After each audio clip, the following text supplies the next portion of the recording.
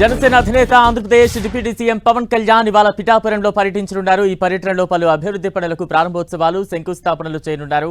దీంతో పాటు ఈ టూర్లో జాతీయ గ్రామీణ ఉపాధి హామీ పథకం నిధులతో నిర్మించిన మినీ గోకులాన్ని ప్రారంభించనున్నారు. రాష్ట్ర వ్యాప్తంగా నిర్మించిన 12,500 గోకులాలు ప్రారంభించబోతున్నారు పవన్. మున్సిపల్ పాఠశాలల్లో ఏర్పాటు చేసిన సాంప్రదాయ సంక్రాంతి వేడుకల్లో పాల్గొని స్టాల్స్ ను పరిశీలించనున్నారు. అనంతరం గొల్లప్రోలు తహసీల్దార్ కార్యాలయంతో పాటు పలు ప్రారంభోత్సవాలు వర్చువల్ గా చేయబోతున్నారు. ఆ తర్వాత బహిరంగ సభలో ప్రసంగించనున్నారు. ఇక డిప్యూటీ సీఎం పవన్ కళ్యాణ్ పర్యటనకు సంబంధించి మరింత అప్డేట్స్ అందించేందుకు మా ప్రతినిధి సతీష్ సిద్ధంగా ఉన్నారు. సతీష్,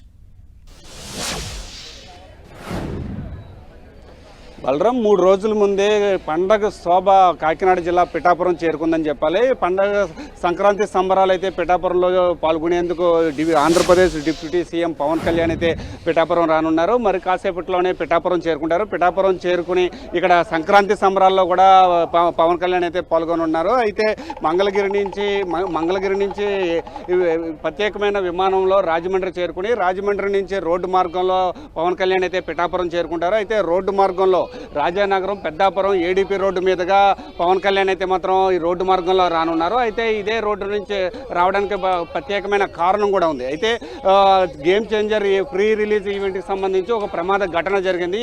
ఈ రోడ్డు పైనే ప్రమాదం జరిగిన సందర్భంగా అసలు ఆ రోడ్డు పరిశీలించనున్నారని కూడా మనం చెప్పుకోవచ్చు. అయితే మరి కాసేపట్లో రాజమండ్రి ఎయిర్పోర్ట్కి అయితే మాత్రం ఆంధ్రప్రదేశ్ డిప్యూటీ సీఎం పవన్ కళ్యాణ్ అయితే చేరుకుంటారు. చేరుకున్న అనంతరం పిఠాపురం రోడ్డు మార్గంలో చేరుకుని ఇక్కడ కుమారపురంలో అయితే ఒక మినీ గోకులాన్ని అయితే ప్రారంభిస్తారు.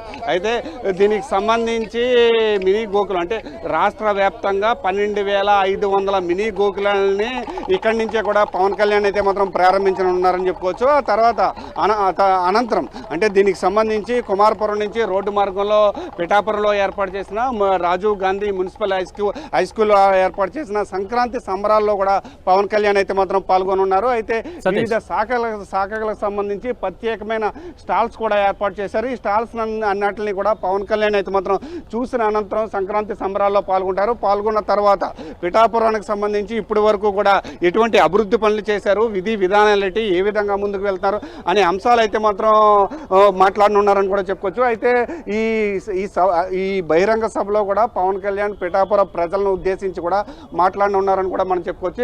బహిరంగ సభ అనంతరం ఇక్కడి నుంచి చేబ్రోల్లో ఉన్న తన నివాసానికి అయితే చేరుకుంటారు. నివాసానికి చేరుకున్న అనంతరం కార్యకర్తలతోటి అదేవిధంగా జనసేన నేతలతోటి కూడా సమావేశం అవుతారు.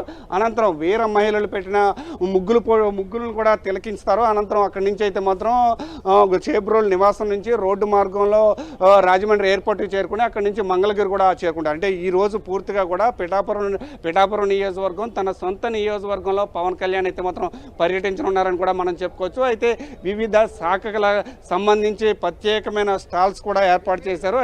అంటే వ్యవసాయంతో పాటు వ్యవసాయం, వాణిజ్య పంటలను ఏ విధంగా రైతులు పండిస్తున్నారు అనే ప్రత్యేకమైన స్టాల్స్ కూడా ఏర్పాటు చేశారు. అయితే విజువల్స్ రూపంలో కనుక చూసుకుంటే కనుక ఇక పిఠాపురం గొల్లపురంలో అయితే పట్టు రైతులు అయితే మాత్రం అధికంగా ఉంటారు. ఈ పట్టు రైతులకు సంబంధించి అంటే పట్టును ఏ విధంగా పండిస్తున్నారో, పట్టు పురుగుల నుంచి పట్టును ఏ విధంగా తీస్తున్నారని ఒక ప్రత్యేకమైన స్టాల్ను కూడా ఏర్పాటు చేశారు. అయితే బలరాం అయితే ప్రస్తుతానికి అయితే మాత్రం ఈ రోజు పూర్తిగా పిఠాపురం నియోజకవర్గంలో పవన్ కళ్యాణ్ అయితే పర్యటించున్నారు.